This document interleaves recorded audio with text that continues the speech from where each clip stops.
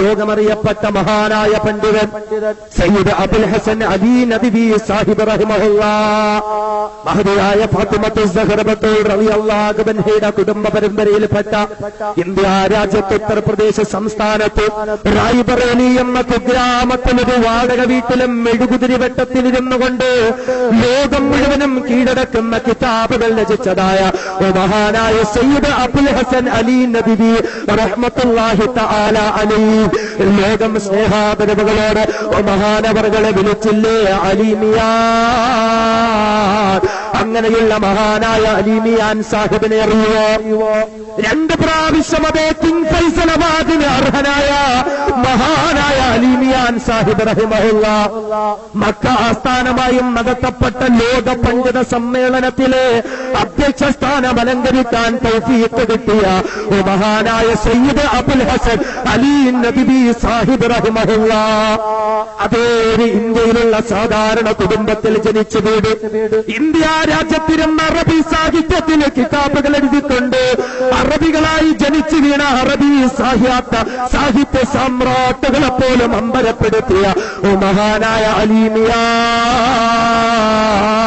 ജീവിതം അല്ലാഹുവിന് വേണ്ടി കൊടുത്ത മഹാൻ എന്ന് മാത്രമല്ല മരണവും ലോകത്തിന് മാതൃകയാക്കി കടന്നുപോയ മഹാനായ അലിമിയാൻ സാഹിബ് എങ്ങനെയാ മരണപ്പെട്ടതെന്നറിയുമോ? അതേ കൊതിക്കേണ്ടുന്ന മരണമാ, നാം ഓരോരുത്തരും കൊതിച്ചു പോകേണ്ടുന്ന മരണമാ. മഹാനായ അലിമിയാൻ സാഹിബ് അതേ 1999 ഡിസംബർ 31 പറയുന്ന ദിവസത്തിൽ പിറ്റേ ദിവസം ലോകമൊരു ന്യൂ ഇയർ ആഘോഷത്തിന്റെ നിറവിലതാ ലോകത്തേക്ക് കടന്നു വരുന്ന Y2K സാങ്കേതിക തകരാറുകളെ പറ്റിയുള്ള തർക്ക വിതർക്കങ്ങളെ കടന്നു പോകുമ്പോൾ 1999 ഡിസംബർ 31 ഒരു വെള്ളിയാഴ്ച രാവിന്റെ ദിവസം വിശുദ്ധ റമളാൻ 23-ാം രാവിന്റെ ദിവസമുണ്ടല്ലോ, മഹാനായ അലിമിയാൻ സാഹിബ് റായ്ബറേലിയിലുള്ള ഒരു പള്ളിയിലിരുന്ന് ഖുർആൻ ഓതുകയാ. അങ്ങനെ വിശുദ്ധ ഖുർആൻ ഓതിക്കൊണ്ടിരുന്നപ്പോൾ സൂറത്ത് യാസീൻ പാരായണം ചെയ്തുകൊണ്ട്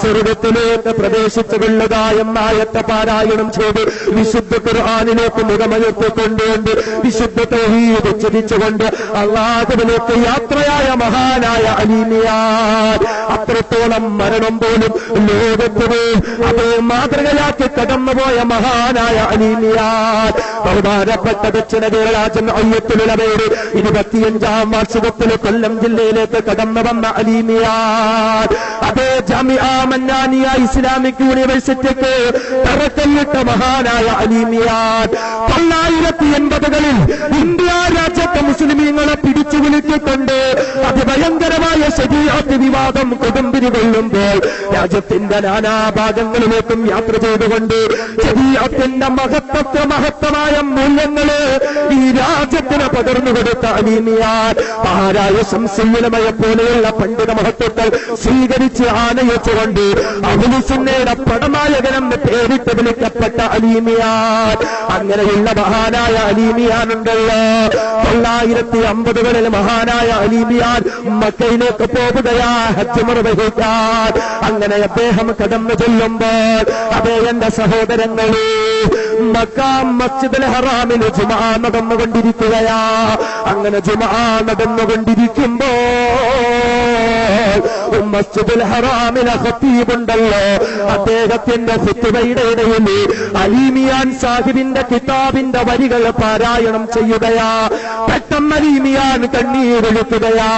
ഈ പാപിയുടെ വാചകങ്ങളും ഞാൻ എഴുതിയ കിതാബിന്റെ വാക്കുകളും പടച്ചവരെ നിന്റെ മസ്ജിദുൽ ഹറാമിൽ പാരായണം ചെയ്യുന്നോ അല്ലാ എന്ന് കണ്ണീരൊഴുക്കിക്കൊണ്ട് ചോദിച്ച അലിമിയാൻ സാഹിബ് തങ്ങളുടെ നാട്ടിലേക്ക് വന്നിട്ടുണ്ട് എന്ന് സൗദിയിലെ രാജാക്കന്മാരും പണ്ഡിതന്മാരും അറിയുകയാ. എങ്ങനെയെങ്കിലും അദ്ദേഹത്തെ സ്വീകരിക്കണമല്ലോ, ബഹുമാനിക്കണമല്ലോ എന്ന തീരുമാനമെടുക്കുകയാ. പെട്ടെന്ന് അവരെല്ലാം ഒന്നിച്ചുകൂടി മശൂറ ചെയ്യുകയാ. ലോകമറിയപ്പെട്ട മഹാനായ പണ്ഡിതൻ തങ്ങളുടെ നാട്ടിലേക്ക് വന്നിട്ടുണ്ടെങ്കിൽ എങ്കിൽ എങ്ങനെയാ അദ്ദേഹത്തെ ഒന്ന് സ്വീകരിക്കുന്നത്, എങ്ങനെയാ അദ്ദേഹത്തെ ഒന്ന് ആദരിക്കുന്നത്? അവസാനം തീരുമാനമെടുത്തതെന്താ? മഹാനായ അലീമിയാരെ വിളിച്ചിട്ട് കഅബാലയത്തിന്റെ താക്കോല് കൊടുക്കുകയാ. കഅബയുടെ താക്കോല് കൊടുത്തിട്ട് അലീമിയാനോട് പറഞ്ഞു, അലീമിയാൻ 2 ദിവസം കഅബയുടെ താക്കോല് താങ്കളുടെ കയ്യിൽ തരികയാ. 2 ദിവസം കഅബയുടെ താക്കോല് പരിപൂർണമായും താങ്കളുടെ കയ്യിലാ. ഈ 2 ദിവസം എപ്പോ വേണമെങ്കിലും താങ്കൾക്ക് കഅബയ്ക്കുള്ളിൽ കയറാം. എന്ന് മാത്രമല്ല, താങ്കൾക്ക് ഇഷ്ടമുള്ളവരെയൊക്കെ താങ്കൾക്ക് കഅബയ്ക്കുള്ളിൽ വിളിച്ചു കേട്ടാം. എന്റെ സഹോദരങ്ങളെ, ഇന്ത്യയിലെ ഏത് പണ്ഡിതനായി ഇങ്ങനൊരു മഹത്വം ലഭിച്ചത്? ഒരാൾക്കും ഇങ്ങനൊരു സ്ഥാനം ലഭിച്ചിട്ടില്ല, ഒരാൾക്കും ഇങ്ങനൊരു മഹത്വം ലഭിച്ചിട്ടില്ല. മഹാനായ അലീമിയാൻ വഫാത്തായ ദിവസമുണ്ടല്ലോ, ഡൽഹിയിലെ ഇന്ദിരാഗാന്ധി ഇന്റർനാഷണൽ എയർപോർട്ടിൽ അറേബ്യൻ നാടുകളിൽ നിന്നും സ്പെഷ്യൽ ചാർട്ട് ചെയ്ത വിമാനങ്ങൾ പറന്നിറങ്ങുകയാ. അറിയപ്പെട്ട പണ്ഡിതന്മാര് വരികയാ. എന്തിനാ? ലോകമറിയപ്പെട്ട അലീമിയാന്റെ ജനാസയെന്ന് കാണാൻ.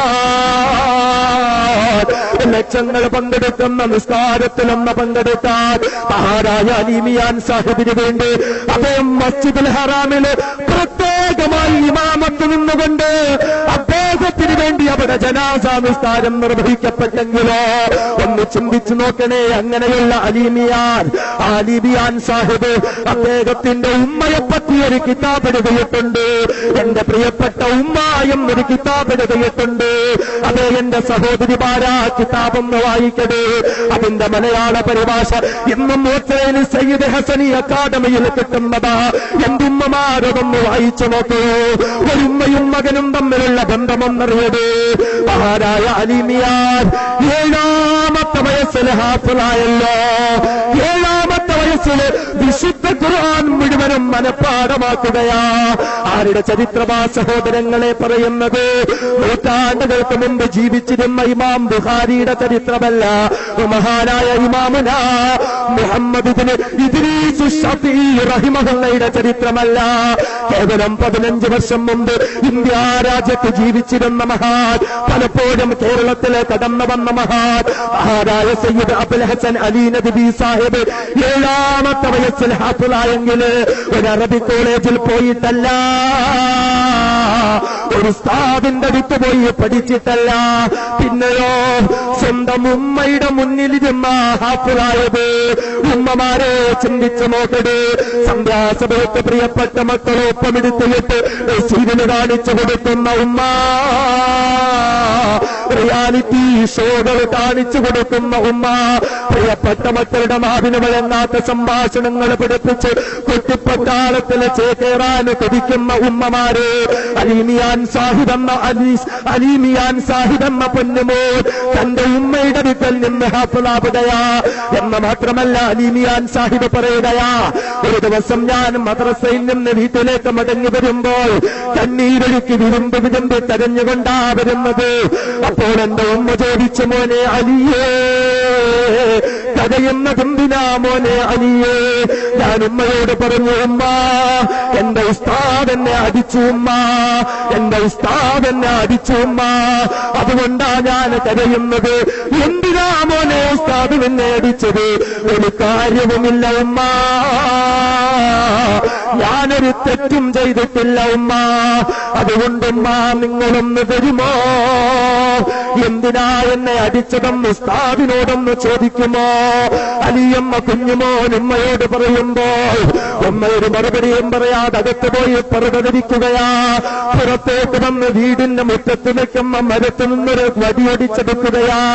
എന്നിട്ട് അതുകൊണ്ട് അലിയമ്മ പൊന്നുമോനെ അടിക്കുകയാ. പൊതിരെ തല്ലാൻ തുടങ്ങുകയാ. വഴിയിലൂടെ അടിച്ചടിച്ച് തന്നെ മകനെ ഓടിക്കുകയാ. ഓടിച്ചോടിച്ച് ഉസ്താദിന്റെ മുന്നിലേക്ക് ചെന്ന് വീണപ്പോ ഉസ്താദ് ചോദിച്ചു, നിങ്ങളുടെ മകനെ നിങ്ങൾ അടിക്കുന്നതെന്തിനാ?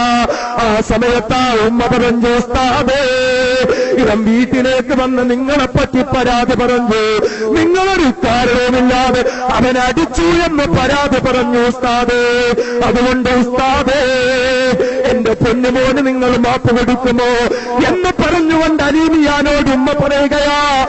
ചോദിക്കടാ, ഉസ്താദിനോട് മാപ്പ് ചോദിക്കടാ. ഉസ്താദിനെ പറ്റി വന്നെന്നോട് പരാതി പറഞ്ഞു, ഉസ്താദിനോട് മാപ്പ് ചോദിക്കടാ. തന്റെ മകനെ കൊണ്ട് ഉസ്താദിനോട് മാപ്പ് ചോദിക്കുന്ന ഉമ്മ, ആ ഉമ്മ സമയത്ത് ഉസ്താദിനോട് ചോദിച്ചില്ല, ഉസ്താദേ നിങ്ങളെ പറ്റി പരാതി പറഞ്ഞ എന്റെ പൊന്നുമോന് നിങ്ങളുടെ പൊരുത്തമില്ല എങ്കിൽ അവന്റെ ഭാവി എന്തായി പോകും ഉസ്താദേ, അവന്റെ ജീവിതം എന്തായി പോകും ഉസ്താദേ.